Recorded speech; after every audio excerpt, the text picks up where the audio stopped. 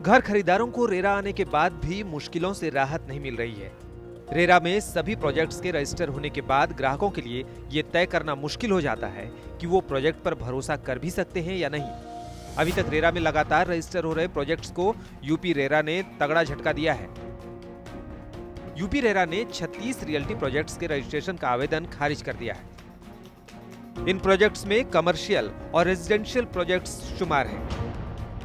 इनके आवेदन खारिज करने में मैप को मंजूरी ना मिलना, जमीन का मालिकाना हक साफ ना होने जैसे कारण हैं। इसके साथ ही रेरा उन प्रोजेक्ट्स पर भी करीब से नजर रखेगा जो संबंधित अथॉरिटी से मंजूरी प्राप्त नहीं है।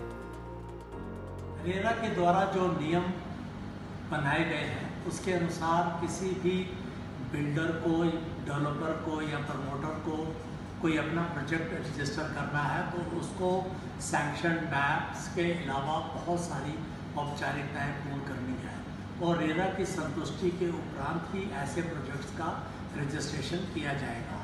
तो देखने में ये आया है कि बिल्डर्स जो है अपना आवेदन तो कर देते हैं परंतु बाद में पूरी औपचारिकताएं पूर्ण नहीं करते।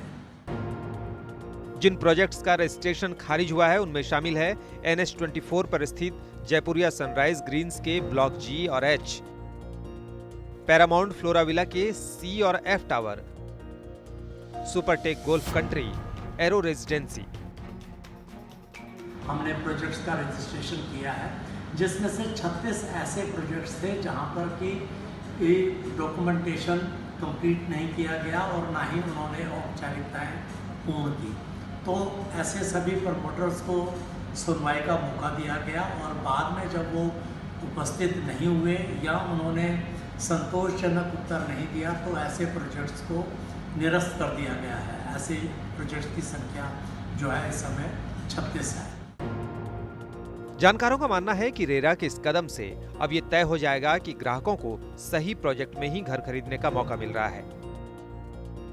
रेरा का मेन काम है कि जो अप्रूवल सारे हों वो प्रोजेक्ट की इंफॉर्मेशन आपको अपलोड करने से पहले वो वैलिड रहें और उन वैलिड अप्रूवल्स को आपके सामने लाएं और एक ट्रांसपेरेंसी लाने की मेजर मकसद है और एक क्विक डिस्प्यूट रेजोल्यूशन का मैकेनिज्म है रेरा में।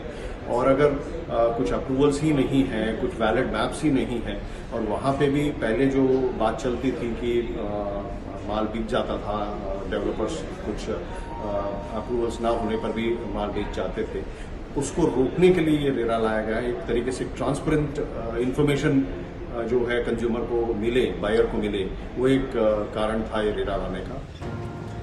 हालांकि ग्राहकों को ये जरूर देखना चाहिए कि आखिर जिस प्रोजेक्ट में वो घर खरीदना चाह रहे हैं वो रेरा रजिस्टर्ड है या नहीं। इसके लिए रेरा की वेबसाइट पर जांच करने के साथ ही डेवलपर से भी रेरा रजिस्ट्रेशन नंबर दिखाने की मांग करनी चाहिए।